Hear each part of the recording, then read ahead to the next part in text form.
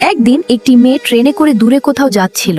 জানলার বাইরে শুধু বিস্তীর্ণ মরুভূমি, শুকনো বালু, ফাটল ধরা জমি, কোথাও সবুজের চিহ্ন নেই। ট্রেন চলছিল দ্রুত গতিতে। হঠাৎ অসাবধানতায় আপেলের একটি টুকরো তার হাত থেকে পড়ে গেল নিচের মরুভূমিতে। মেয়েটি ট্রেন নিয়ে চলে গেল, কিন্তু সেই আপেলের বীজটি রয়ে গেল নিঃসঙ্গ বালুর মাঝে। সেই রাতেই ঘটল এক আশ্চর্য ঘটনা।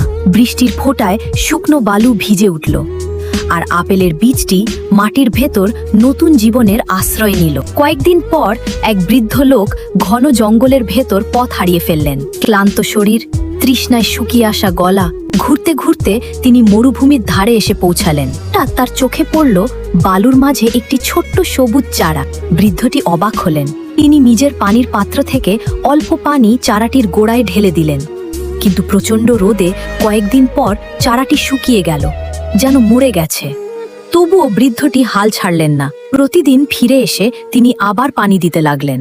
একদিন সেই শুকনো ডাল থেকেই বের হলো নতুন সবুজ পাতা। চারাটি আবার বেঁচে উঠল।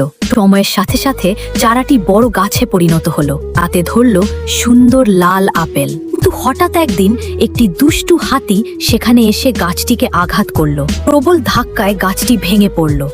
চারদিকে আবার নেমে এলো নীরবতা। বৃদ্ধ লোকটি আবার এলেন। ভাঙা গাছের একটি জীবিত অংশ তিনি তুলে নিলেন। যত্ন করে নতুন জায়গায় মাটিতে রোপণ করলেন, পানি দিলেন, আগলে রাখলেন। আবারও সেই চারা বেঁচে উঠল, আবার ফল ধরল। আর এবার অনেক পাখি এসে গাছটির ডালে ডালে বসতে লাগলো।